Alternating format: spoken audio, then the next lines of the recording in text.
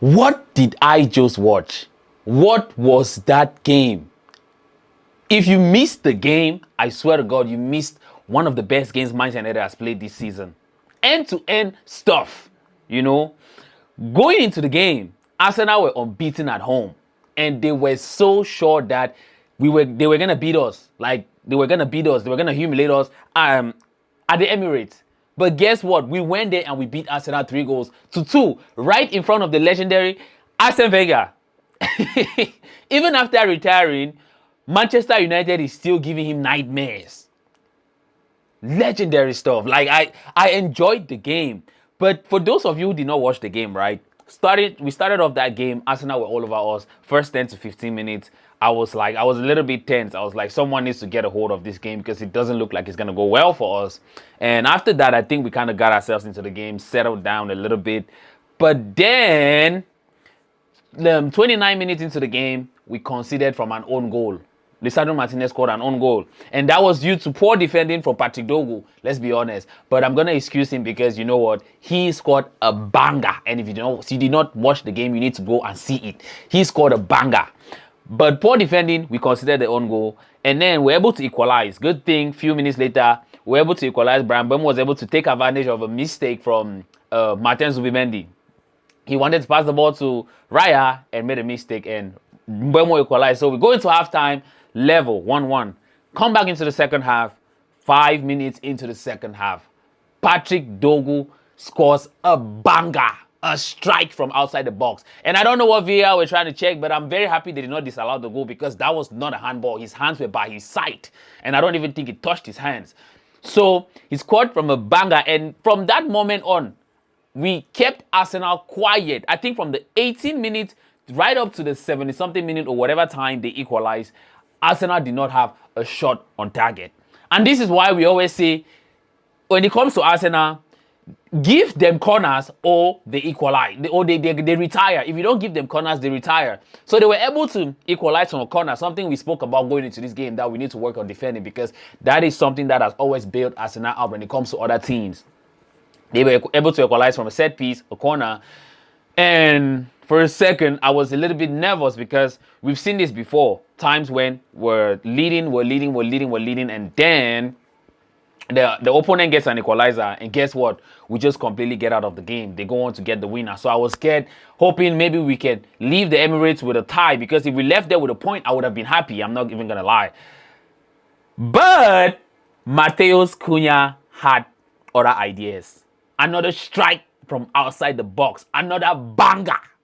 Like Rema would say, another banger. But good game. And I'm going to say this, right? This is Arsenal. Arsenal is just like this chick. You know, you have this chick whom you're admiring, and she gets out of a relationship, and then you start asking her out. And at the point where you think she's gonna accept to be your girlfriend, her ex comes back into her life. Arsenal is that chick. Her ex comes back into her lives and disappoints you. So Arsenal, in fact, Arsenal is that guy, not the chick. Arsenal is that guy, if you get what I'm saying. But let's go into the video proper, right? Let's talk about the game, and talk about some positives we picked up from this game. First one I want to talk about, right?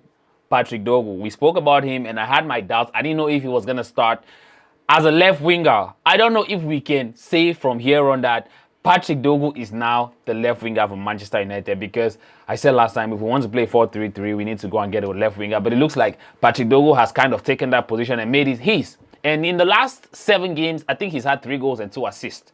That's 5 goal contributions in 7 games. Some out-and-out attackers don't produce those numbers. So for Patrick Dogu to be producing that number, it just tells you the quality that he has. And we've always seen it.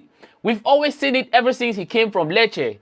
He would make the runs. He would find himself in the right position. But the problem was the final delivery. And I think, like I said, that's something that has been worked on. And it's starting to pay off. He would go to the national team. He would score goals. He would give assists. Even at Lecce, he used to do it. When Ruben Amorim called him out, I think a few games later, he started producing those numbers. And that's what we're seeing right now. So I don't know if this is Gary Bear Regen, but I'm enjoying it. I like it. And I hope he can keep up with it.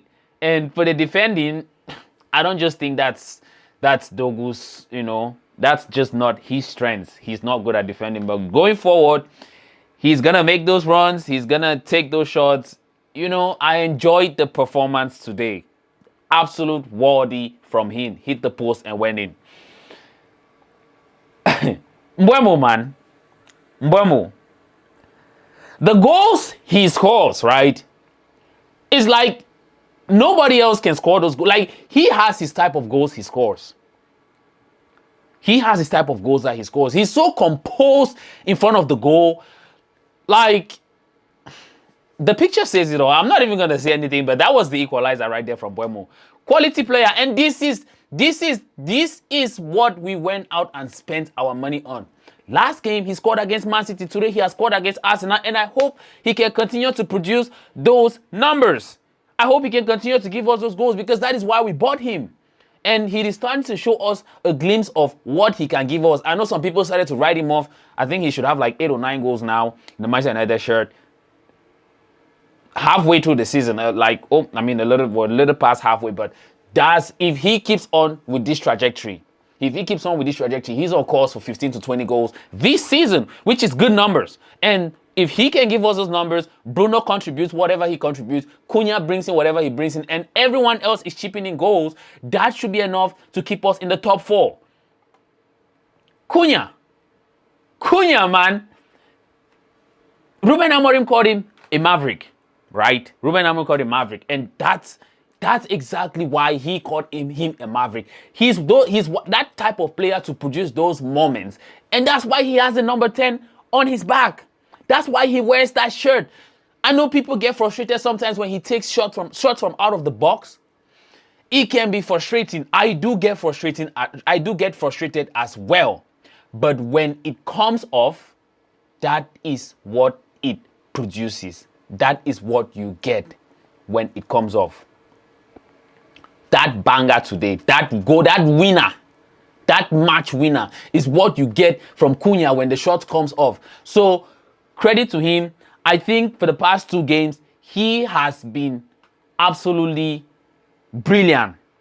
Let me put it that way. I think he's better. I don't know if I should say he's better off coming off the bench, but for now, I think that's what he's doing, and it is working, because he came on the last game and provided the assist for us to seal the game against City, and he came on today and won the game for us. When he came on, there were tired legs. Everyone was tired. The Arsenal players, the Man United players, and he took the game by the scruff of the neck. He was getting us up the pitch. He was running, keeping the ball, winning those fouls like he always does.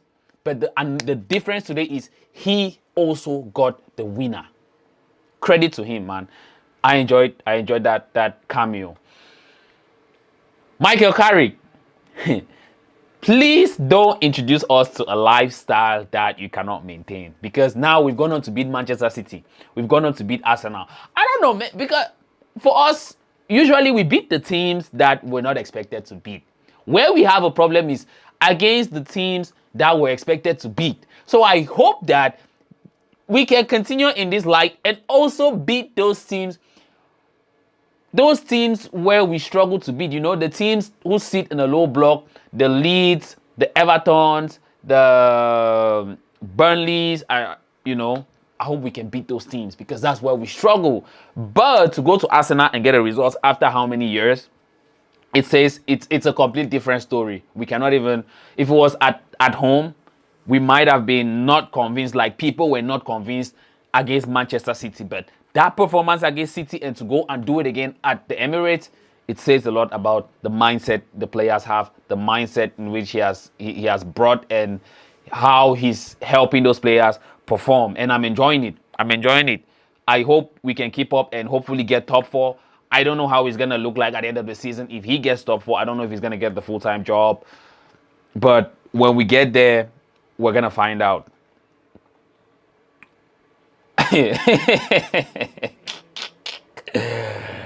Arteta.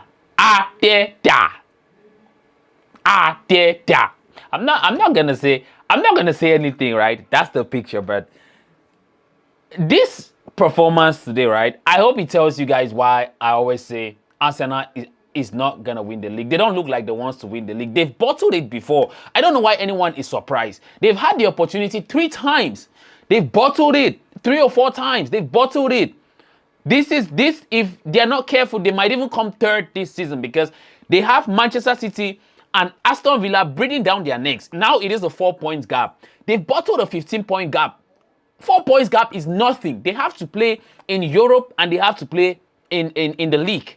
If I'm an Arsenal fan right now, I would just be hoping we can get FA Cup or Carabao Cup because I don't see Arsenal winning the league. I don't see Arsenal winning the Champions League. It's not going to happen. Forget about whatever thing they are doing, topping the Champions League and all of that. It's not going to happen. When you go to those knockout games and things get tight and you cannot get your goals from set pieces, that is where there is going to be a problem. Arsenal is not that team. Let us forget about this Arsenal that I hope I can be proven. No, I don't hope I can be proven wrong. But if Arsenal can prove me wrong, I would say yes, I was wrong. But Arsenal is not that team to win the league. They will not win the league playing haram football. They will not win the league using set pieces. They don't create enough from open play. If you're able to sit back, compact, and not give Arsenal any space and stop them from scoring from set pieces, they are done. They are done. Now, this is 3 games where they've gone on to drop points. Against Liverpool, against Nottingham Forest, they tied both games when they could have won and gone ahead of City. And guess what? Today, they've gone on to lose. We beat City last week. They were happy. They did not take their opportunity against Nottingham Forest. City won yesterday. Today, they were hoping they were going to win as well. They've come and they've lost. So, we've helped Arsenal against City and we've helped City against Arsenal. So, now it is left for you guys to decide who can win the league. Let me know your thoughts in the comment section. And please, if this is your first time here, I'm begging, subscribe so we can have many more happy moments, many more hate watches ahead. Please, let's get me to 1,000 subscribers before the end of the season. That's all I'm asking. Before the end of the season, I want to get to 1,000 subscribers. So please subscribe and let me know your thoughts in the comment section as well.